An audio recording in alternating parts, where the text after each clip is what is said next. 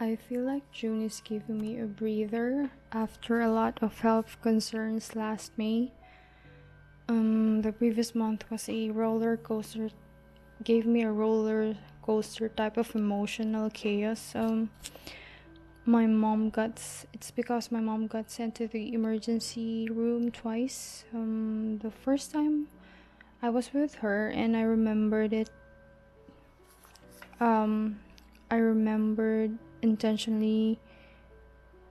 I intentionally kept myself from catastrophizing. I guess it's true that negative events feel slower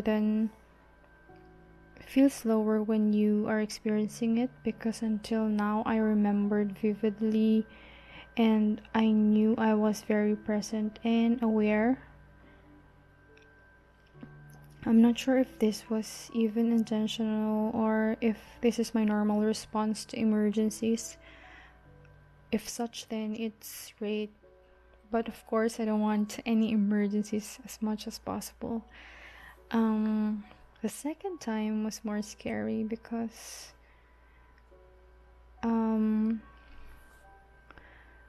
I was in a company team building or outing, which is around 3 to 4 hours travel from where I live, so it's quite far. So I remembered I got a little disoriented for a while after hearing what my husband said on the phone. He told me that my mom was sent to the emergency again for the second time. This was after a very tiring travel, because we left at the office around 3 p.m. or 4 p.m. expecting to arrive at the event's place around 7 p.m. but we arrived 9 p.m. Yeah, those kind of at those hours. So 9 p.m. and then we were tired, we were hungry and because there was a different schedule for the next day, we had to go through the seminar that was supposed to be held earlier on that day. And then so we were having this activity when my husband called that my mom was again in the hospital. We were in the middle of an activity when I heard that, and I remembered, I felt like my brain stopped and my heart stopped. The good thing is that when he called me, he told me that she was already at their care in the emergency. It would have been worse if he just reported that my mom was not feeling well and not yet taken care of. So it's a good thing really that I've been consistent since the last previous months of using my anti-catastrophizing section in my journals or planners, because the constant practice does result to something. It kind of trained my brain to not to resort to any conclusions without basis or confirmation, which helped my nerves to be at a normal level, acceptable level of anxiety. I was scared, of course, but it was not like the way I would have felt if I wasn't practicing this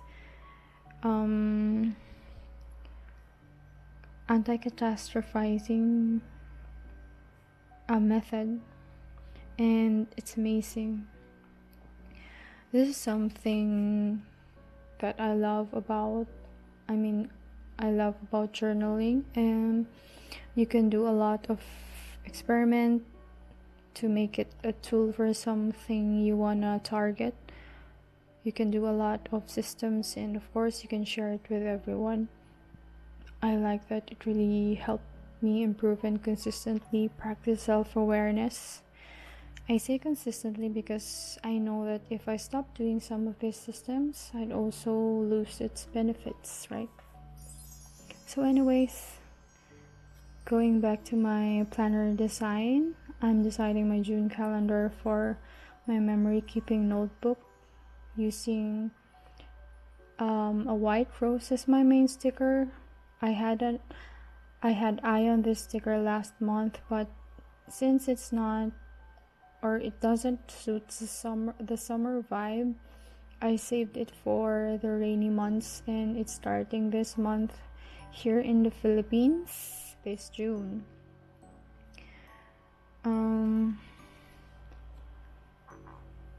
The only bad thing is that I tend to be lonelier during these months. I feel like I have SAD, or seasonal affective disorder. Not that serious, but based on my experience, I don't normally want to go to work. I just want to lie in bed, not for comfort, but I just really feel lonely without any reason,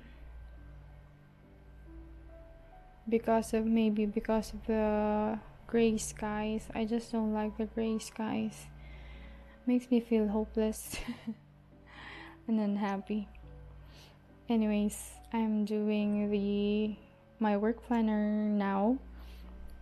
Anyways, my memory keeping planner that I just finished designing the calendar is the Take an Old Planner in A6, and this one that I'm working on is using the Hobonichi Notebook in A6. This one is the planner I replaced my Hobonichi weekly supplement in A6 with, because of course this has a lot of pages and I have more control on the template of each page. So as you can see, I only have 5 days in my template. I didn't include the weekends. This is to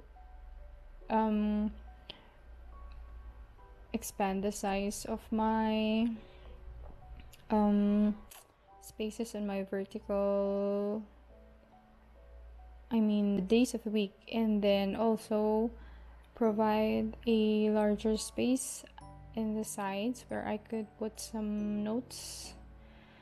Yeah, so going back to June to my SAD and not liking the clouds, the gray skies.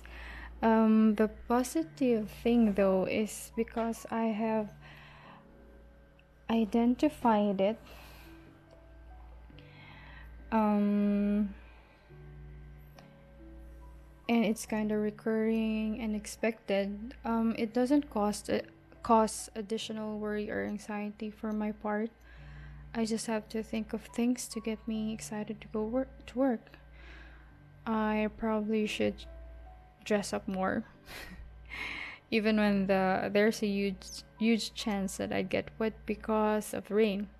The other good thing is I notice that I don't really consume a lot of food during these days, which is beneficial for me, of course. I normally have more cravings in the summer season.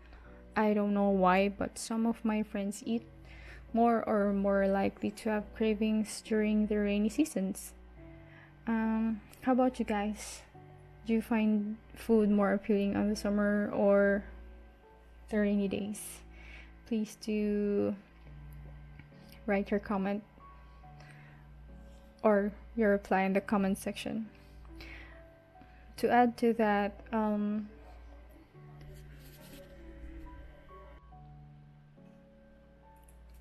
I just remember during pandemic, when we were still on shuttle services, when I started to feel lonely and unmotivated, I thought of it a lot and what probably is the cause.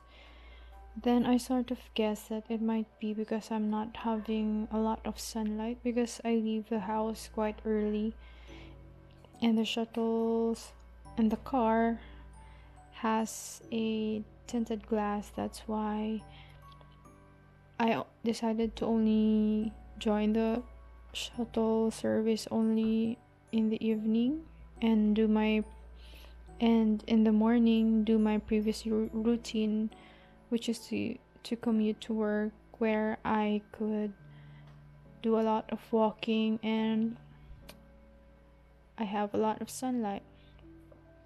It's of course a bit tiring, but it made me feel more alive, and I guess I am too in love with the sun. I'd probably be lonelier if I was living in a cooler place here on Earth. Yeah.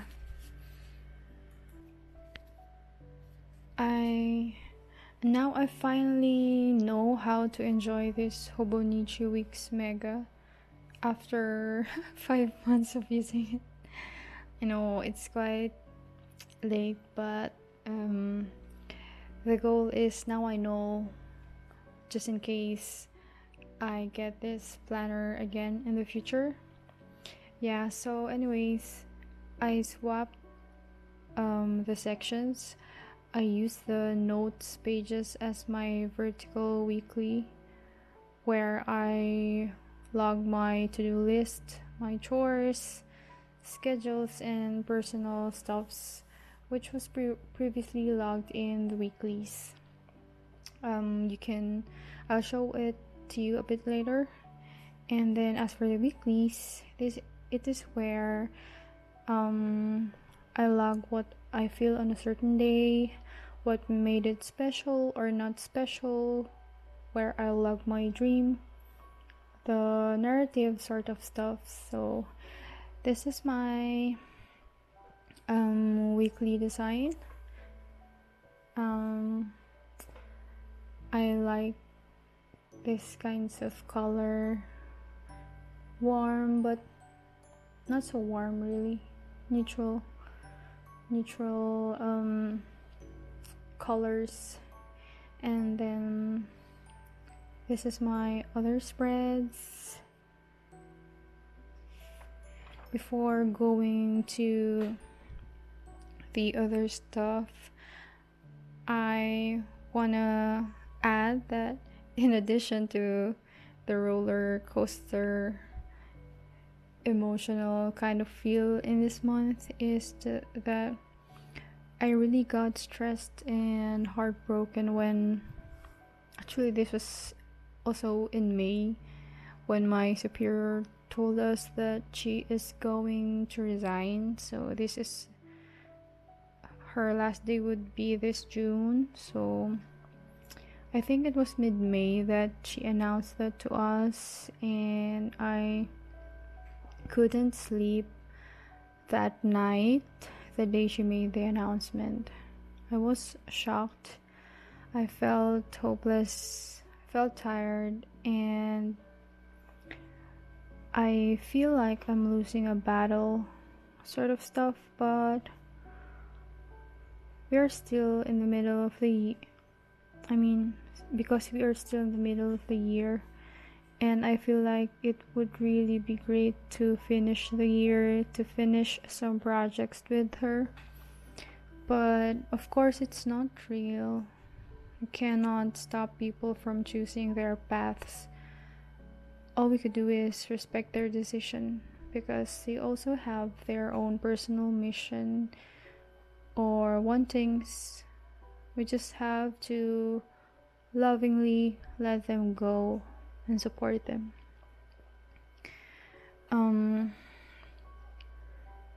I really think that one of the traits that businessmen should have is being hurt proof when it comes to people leaving the company.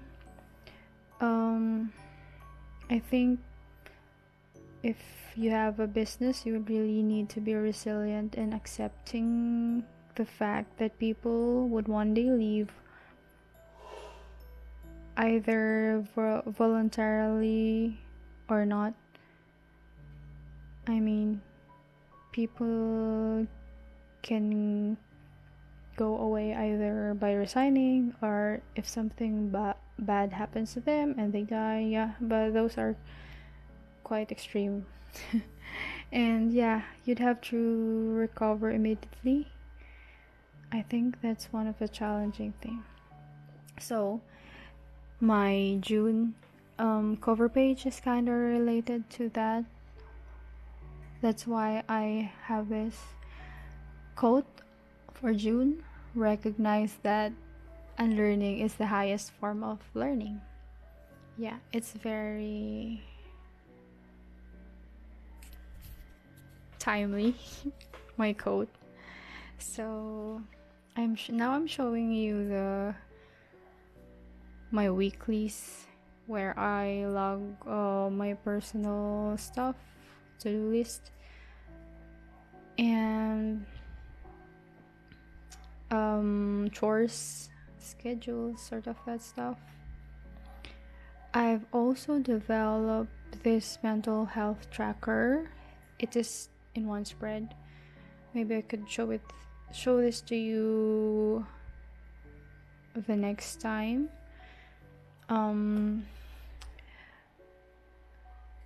My mental health tracker is in one spread where the whole month is recorded, and then there are 3 tables or 3 sections. The first part are the habits. I kind of track my habits for the month. So these are the exercise, meditation, intermittent fasting. By the way, I got into intermittent fasting not because I'm after losing weight, because my boss does this last 2 years or so, but I wasn't persuaded to do the same. But last month I watched a YouTube content that says that intermittent fasting helps fix your circadian rhythm and your sleep. And then the moment I heard that, I'm quite sold. But I'm just on my earlier days of trying it. That's why I'm not yet that consistent. And then I also track my period supplement intake. So that's the first table of my mental health tracker. The next table, still on the first page, is a list of emotions, which are very specific. These are a range of emotions that I usually feel. This is something I learned from Susan David. I first saw her in a TED Talk, then I saw some of her other videos where she emphasized the importance of naming what you feel and not using a general feeling, something like that. So my goal is to find a pattern so that I could fix it. I prevent myself from feeling bad or having negative emotions. So yeah, maybe next time I'll discuss it or discuss it. So thanks for watching.